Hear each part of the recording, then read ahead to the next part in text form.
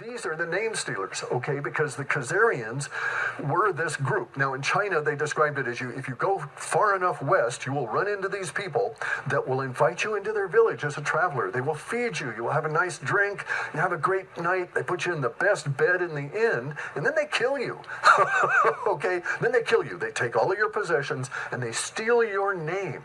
Now while you're having dinner with them and they're getting you drunk and stuff, and they're drugging you up.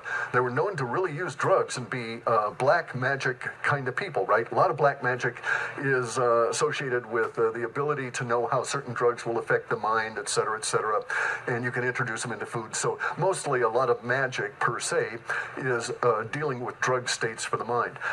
That aside, the Chinese had the understanding that if you went there, they would get your story. They would steal your name and your story. And so the Khazarians were known by the Chinese. And so, but it was known on both sides. So if you were over here and you were going to try and do business with the Chinese and you went through there, you might run into one of these groups of the Khazarians that would kill you after learning everything they could about you. They would steal your story. Then they would go to China, pretend to be you, make the deal, and then go back, and the deal never happened. So they're fucking both sides, really. That was the thing, right? These were truly evil people. Now, both sides of the trade equation understood that there were nasty people. And in the Codex Oralinda, they're described as being to the east. And the Chinese are describing them as being to the west. Aha! Anyway, so here we are in our current war, all right? And so in our Budo at the moment, we're discussing the active that's ongoing, but it's not really.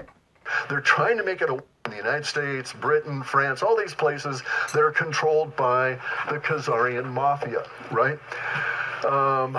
Politically, because that's what they've done. They've stolen lots of names and they've inculcated themselves all over the fucking planet as a hidden control mechanism. The path of a man who shares his hatred of evil and wishes to serve true justice. Where we're here now.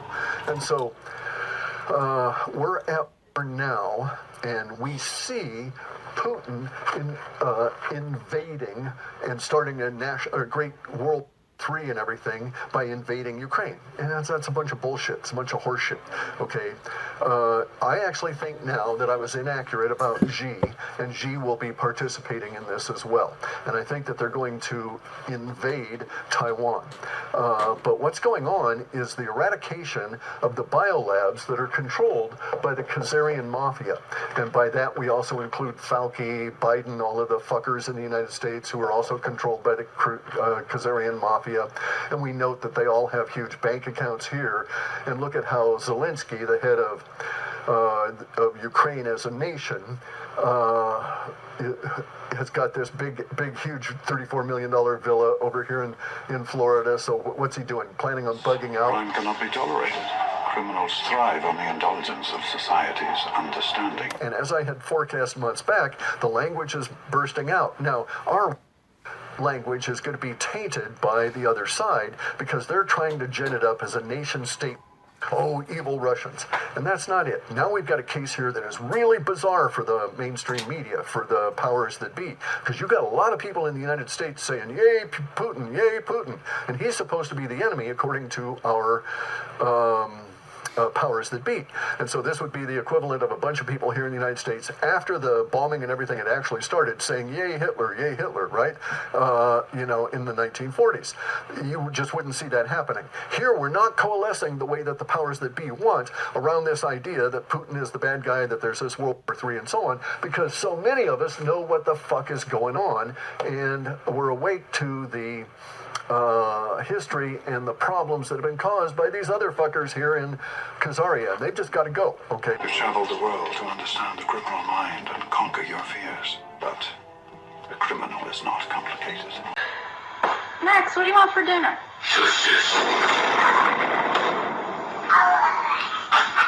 Is that everything you see is not as being portrayed in the West. So Putin is not invading the Ukraine. This is an incursion. It's not a skirmish. It is an incursion. They're going after the biolabs. Soon, Xi will go after the biolabs over here in Taiwan.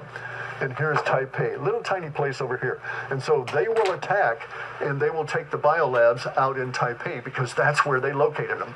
The Khazarian mafia is very, very, very sneaky. So they put all these biolabs and stuff in civilian areas, which is perfect for releasing it later, just like they did with 18. Russia knows that they released 18. Xi knows they released 18. The CCP cooperated with him. He has his own deep state issues. They've got to get the biolabs out of Taipei there, so they're going to have civilian issues there. The Taiwanese need to be doing just what the smart Ukrainians are doing and stand the fuck down. These people are not coming to take your territory. They're coming to protect themselves from the Khazarians' next plan, like Bill Gates said, which is to fuck them over with weaponized smallpox that's genetically keyed.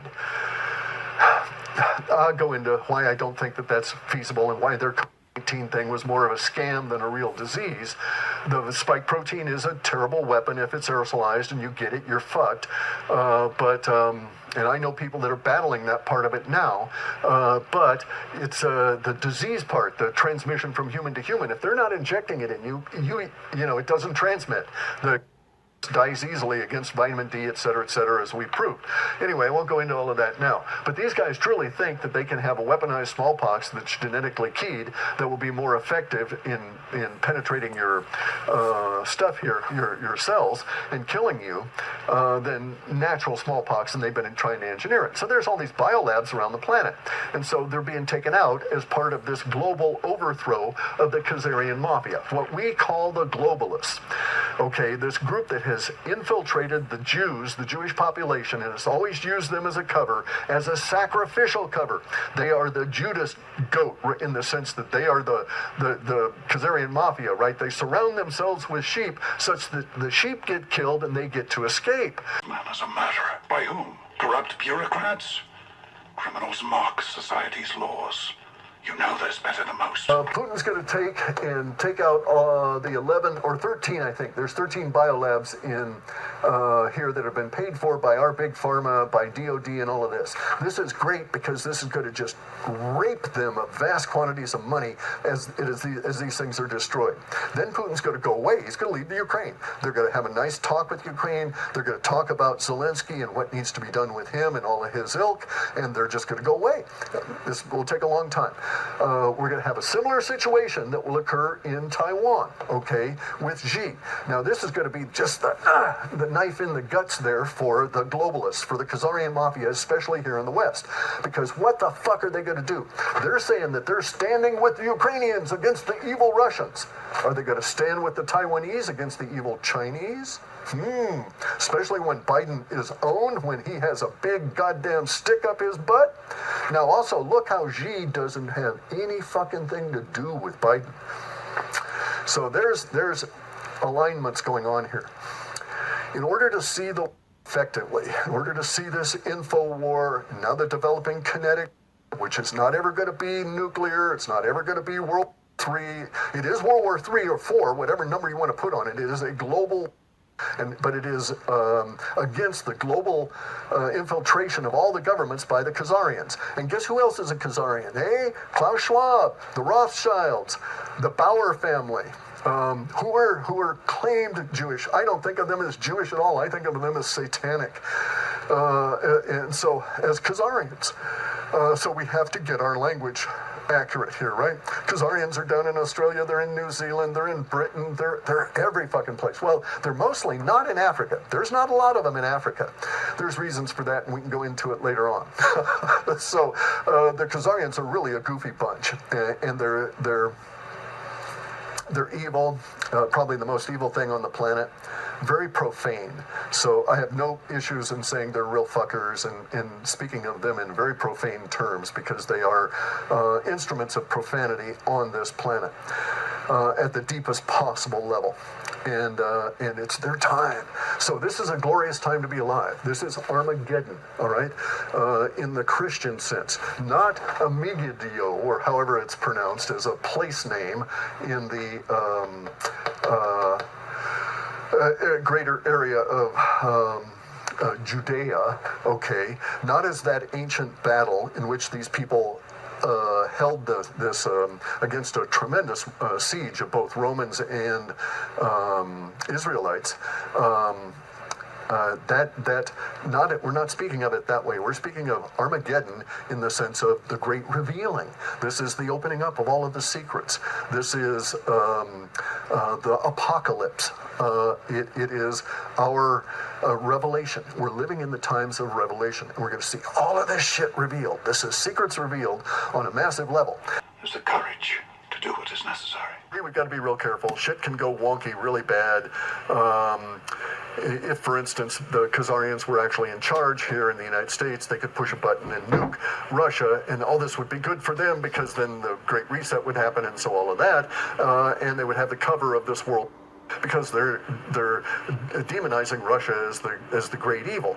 Now they've got a real problem because so many of the people in the United States now are anti-Biden. That we're awake, we understand that we're telling others, Putin's not a bad guy. This is what's going on. It's they paid for all these biolabs right there to engineer a Slavic specific form, and these are the Slavic people, the Russo-Slavic Finn peoples, to engineer a form of smallpox that would kill them all off.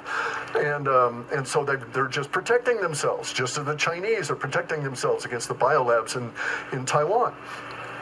And so we're telling people this. We're getting the word out that what you see on that fucking news is a cover for these bastards here. And no, they're not damn Jews. They're Satanists, okay? They are truly evil motherfuckers pretending to be Jews. And I get really pissed about that, name stealing. Anyway, guys, so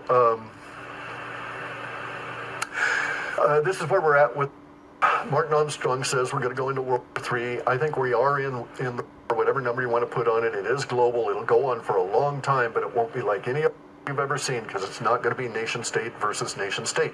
And we're not having nation state versus nation state now with the incursion of the Russian forces into the Ukraine cesspit.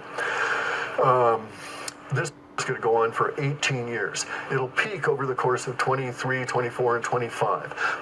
But it's not going to be throwing nukes at each other. It's not that kind of war. Sought to shake the very foundations of the free world. America's enemies are on the run. Our economy created over 6.5 million new jobs just last year. And very incredibly, the average unemployment rate under my administration is lower than any administration in the history of our country. But that trickle-down theory led to a weaker economic growth, lower wages, bigger deficits, and a widening gap between the top and everyone else in nearly a century. Since my election, the net worth of the bottom half of wage earners has increased by 47%, 3 times faster than the increase for the top 1%. Invest in America. Educate Americans. Grow the workforce. Our agenda is relentlessly pro-worker, pro-family, pro-growth, and most of all, pro-American. We will start fixing over 65,000 miles of highway and 1,500 bridges in disrepair. I ask you to pass Senator John Barrasso's highway bill to invest in new roads, bridges, and tunnels all across our land. To compete for the jobs of the future, we also need a level playing field with China. Days ago, we signed the groundbreaking new agreement with China that will defend our workers, protect our intellectual property. Companies are choosing to build new factories here, when just a few years ago they would have gone overseas. America has now gained 12,000 new factories under my administration. Ford is investing $11 billion in electric vehicles, creating 11,000 jobs across the country. The USMCA will create nearly 100,000 new high-paying American auto jobs. Cut the cost of prescription drugs. For the first time in 51 years, the cost of prescription drugs actually went down. Let's cut energy costs for families. America is now energy independent, and energy jobs, like so many other elements of our country, are at a record high. Let's pass the Paycheck Fairness Act and pay leave. Extending family leave to mothers and fathers all across our nation. And extend the child tax credit so no one has to raise a family in poverty. 40 million American families have an average $2,200 extra thanks to our child tax credit. Let's increase Pell Grants, increase our historic support for HBCUs. I'm also proud that we achieved record and permanent funding for our nation's historically black colleges and universities. We should all agree the answer is not to defund the police, it's to fund the police. The second chance at life is made possible because we passed landmark criminal justice reform into law. African-American poverty has declined to the lowest rate ever recorded. We need to secure our border and fix the immigration system. Our borders are secure. Those who don't legitimately here can be sent back. My administration has ended catch and release. As a result of our unprecedented efforts, illegal crossings are down 75% since May. We've set up joint patrols in Mexico and Guatemala to catch more human traffickers. And I have signed 9 pieces of legislation to stamp out the menace of human trafficking domestically and all around the globe. Preserve a woman's right to choose. And continue to advance maternal health care. That is why I'm also calling upon members of Congress here tonight to pass legislation finally banning the late-term abortion of babies. Beat the opioid epidemic. Drug overdose deaths declined for the first time in nearly 30 years. To support our veterans. The veterans' unemployment rate dropped to a record low. Affordable, high-speed internet for every American. That every citizen can have access to high-speed internet